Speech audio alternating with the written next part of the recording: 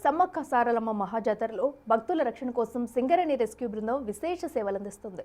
అత్యవసర పరిస్థితులను ఎదుర్కోవడానికి 40 మంది సభ్యులతో కూడిన బృందం 2 రెస్క్యూ సెంటర్లను ఏర్పాటు చేసింది. గత 3 రోజుల్లో సుమారు 431 మందికి అత్యవసర వైద్య చికిత్స అందించినట్లు సింగరేణి డిప్యూటీ మేనేజర్ పూర్ణచందర్ తెలిపారు. ముఖ్యంగా గద్దెల ప్రాంగణం క్యూ లైన్లో స్పృహ తప్పిపడిపోయిన 130 మందిని ఆసుపత్రికి తరలించి ప్రాణాపాయం తప్పించారు. గత జాతరతో పోలిస్తే ఈసారి క్షతగాత్రుల సంఖ్య పెరిగిందన్నారు. రద్దీ ఎక్కువగా ఉన్నప్పటికీ అమ్మవార్ల సన్నిధిలో భక్తులకు సేవ చేయడం గర్వంగా ఉందని పూర్ణచందర్ ఆనందం వ్యక్తం చేస్తున్నారు.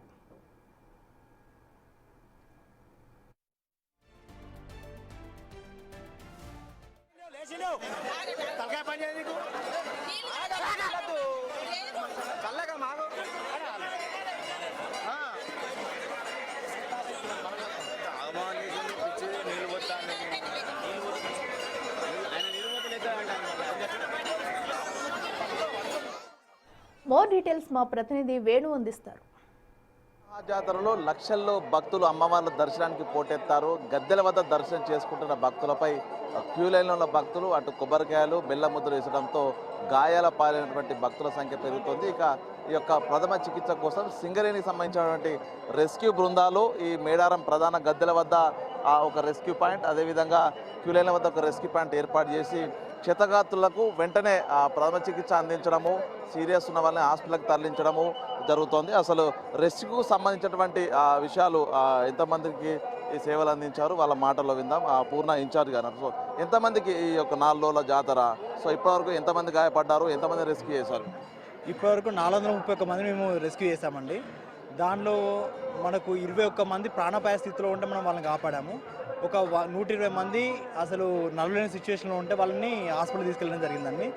వాళ్ళను సేవ్ చేసిన తర్వాత వాళ్ళ ఫేస్లో ఉన్న ఆనందాన్ని చూస్తే మేము రెస్క్యూ చేసినందుకైతే మా అమ్మవారి వాడితో ఏది మేము ఆనందంగా ఉన్నామండి. అందరినీ సురక్షితంగా ఇప్పటివరకు అందరినీ వాళ్ళ గమ్యస్థానాలకి అయితే చేర్చగలమండి మా రెస్క్యూ తరఫున, సింగర్ రెస్క్యూ తరఫున. మొత్తంగా ఎంతమంది సిబ్బంది మీ రెస్క్యూ టీంలు ఎన్ని ఉన్నాయి, ఎన్ని టీమ్స్ ఉన్నాయి, ఎంతమంది పాల్గొంటున్నారు? సార్ మేము మొత్తం 40 మంది 3 షిఫ్ట్లలో పాల్గొన్నామండి.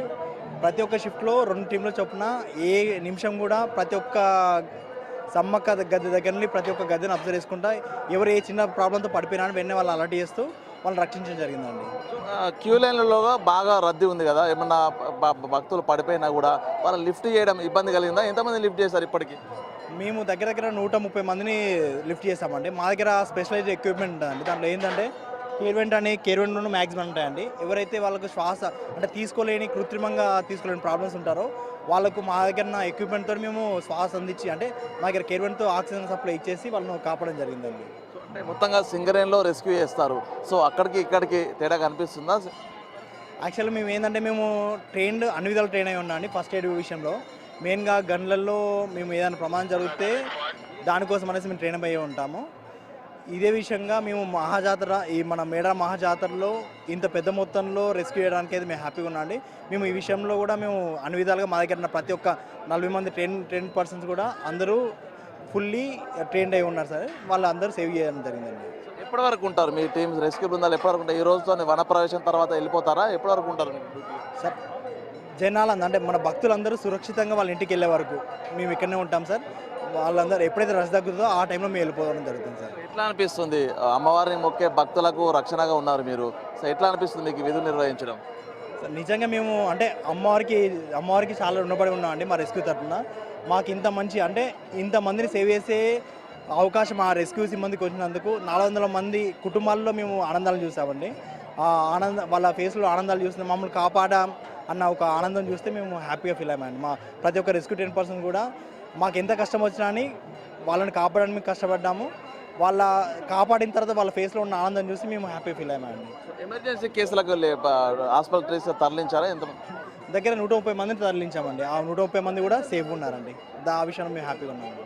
Okay, thank you. ఇది సింగరేణి రెస్క్యూ బృందం. దాదాపు ఇప్పటివరకు 400 పైగా భక్తులు, గాయపడ్డ భక్తులు గద్దెల్లో నుంచి హెవీ రష్లో నుంచి కూడా తరలించారు. ప్రస్తుతం వాళ్ళ దగ్గర ఒక ప్రత్యేక ఎక్విప్మెంట్తో ఎమర్జెన్సీ టైంలో కూడా వాళ్ళని ఆక్సిజన్ అందించేందుకు ఒక ప్రత్యేక మెషినరీ ఉంది. సో గన్నుల లోపల ఏ విధంగా ప్రమాదాలు జరిగితే రెస్క్యూ చేస్తారో సిబ్బందిని, సో అదే విధంగా ప్రస్తుతము ఈ యొక్క మేడారం మహాజాతర లోపల లక్షల్లో వచ్చేటువంటి భక్తులకు సంబంధించి కూడా సో మనం చూడవచ్చు ఎమర్జెన్సీ ఆక్సిజన్ సప్లై చేసిన కిట్. సో ఆ రద్దీ లోపల ఎవరు స్పృహ తప్పి పడిపోయినా కూడా వాళ్ళకి ఎమర్జెన్సీ ఆక్సిజన్ అందించడము, గాయాలైన వాళ్ళను వెంటనే బయటికి పూర్తిగా ఆ మాపులో నుంచి ఆ గుంపులో నుంచి బయటకు తరలించి వెంటనే ప్రథమ చికిత్స అందించి పక్కనే ఉన్నటువంటి హాస్పిటల్ కూడా ఎమర్జెన్సీ కేసులు ఉంటే వాళ్ళని స్ట్రెచర్లపై ఈ యొక్క వెల్ ట్రైన్డ్ సింగరేణికి సంబంధించిన రెస్క్యూ బృందాలు వాళ్ళని గద్దెల వద్దకు తరలిస్తూ ఉన్నాయి.